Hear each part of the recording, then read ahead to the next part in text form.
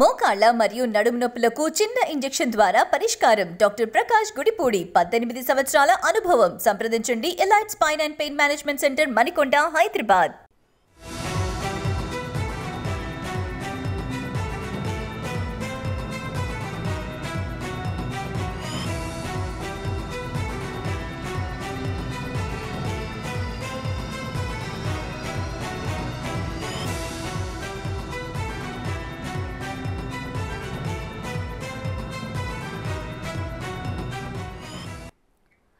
Breaking news చూస్తున్నాం. మంత్రి జోగి రమేష్ ఓటమి లక్ష్యంగా టీడీపీ పావులు కదుపుతోంది. తనను రాజకీయంగా ఇబ్బంది పెడుతున్న జోగి రమేష్ పై పోటీ చేస్తానని మైలవరం ఎమ్మెల్యే వసంత కృష్ణప్రసాద్ చంద్రబాబుతో స్పష్టంగా చెప్పారు. తాను పెనమలూరు నుంచి పోటీ చేయడానికి అవకాశం ఇవ్వాలని కోరారు. అందుకు చంద్రబాబు కూడా గ్రీన్ సిగ్నల్ ఇచ్చినట్టుగా సమాచారం.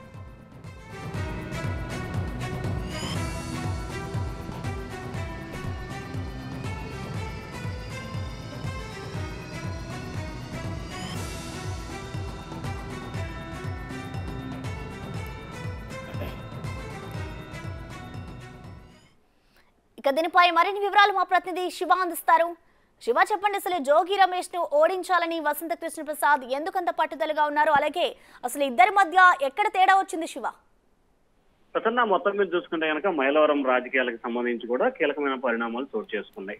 2019 నుంచి 2024 వరకు మైలవరం శాసనసభ్యుడిగా వసంత కృష్ణప్రసాద్ ఉన్నారు. అయితే గతంలో 2014లో మైలవరం నియోజకవర్గం గురించి జోగి రమేష్ పోటీ చేసి ఓటమి చెందాడు. సో ఈ నేపథ్యంలోనే మైలవరం నియోజకవర్గంపై మంత్రి జోగి రమేష్ నిత్యం కూడా దానిపై కాన్సన్ట్రేషన్ చేయటం, ఆ నియోజకవర్గంలో ఉన్న కొంతమంది నేతలతో అనుచనం టచ్ లో ఉండటం, ఒక వర్గాన్ని పెంచి పోషించి వసంత కృష్ణప్రసాద్ ని దాదాపుగా ఇబ్బందులు పాలు చేసే ప్రయత్నం చేసిన పరిస్థితి కనిపించింది.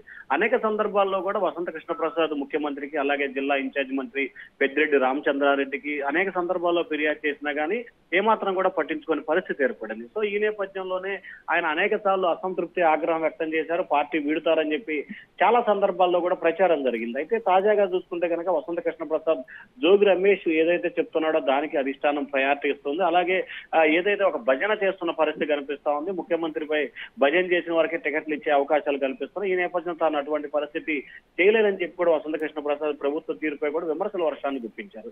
ఈ నేపథ్యంలో ఒక్కసారిగా యాక్టివ్ అయిన జోగి రమేష్ కూడా మైలవరం నియోజకవర్గంలో పూర్తి స్థాయిలో యాక్టివ్ అవడం పరిస్థితి కనిపిస్తా ఉంది. సో ఈ నేపథ్యంలోనే మైలవరం నియోజకవర్గానికి సంబంధించి కూడా జోగి రమేష్ అనుచరుడికి తిరుపతిరావు కూడా టికెట్ ఇప్పించుకునే ప్రయత్నంలో ఉన్నారు. ఆయనే ప్రస్తుతం ఇన్ఛార్జ్ గా నియమించారు. తాజాగా ఏదైతే జోగి రమేష్ వల్ల తాను ఇబ్బందులు పడ్డానో ఖచ్చితంగా అతనిపై పోటీ చేసి అతనిపై నివైంజ్ తీసుకోవాలనేది వసంత కృష్ణప్రసాద్ ఆలోచనగా అనిపిస్తోంది. వాస్తవానికి గత వారం 10 రోజులుగా మైలవరం నుంచే పోటీ చేయాలని చెప్పి కూడా వసంత కృష్ణప్రసాద్ భావించారు. కానీ జోగి రమేష్ ఓటమి చూడాలి, జోగి రమేష్ పై ఖచ్చితంగా తన రివెంజ్ తీర్చుకోవాలని చెప్పి వసంత కృష్ణప్రసాద్ ఆలోచన చేస్తున్నారు. దాని ఆలోచనకు అనుగుణంగానే నిన్న చంద్రబాబుతో హైదరాబాద్ లో వసంత కృష్ణప్రసాద్ భేటీ అయినట్టు తెలుస్తా ఉంది. ఆ భేటీలో భాగంగా తాను పెనమలూరు నుంచి పోటీ చేస్తానని చెప్పి కూడా చంద్రబాబు ఆయన చెప్పినట్టు తెలుస్తా ఉంది. ఇటీవల జరిగిన సర్వేల్లో కూడా ప్రస్తుత టీడీపీ ఇన్ఛార్జ్ ఎవరైతే బోడే ప్రసాద్ ఉన్నారో ఆయనపై అంత సానుకూలత లేకపోవడం, సర్వేలో కూడా కొంత అనుకూలంగా లేని పరిస్థితి కనిపించింది. ఈ నేపథ్యంలో కూడా చంద్రబాబు సూచన ప్రాయంగా వసంత కృష్ణప్రసాద్ పెనమలూరు నుంచి పోటీ చేసేందుకు అనుమతి ఇచ్చినట్టు కూడా తెలుస్తా ఉంది. ఆయన రానున్న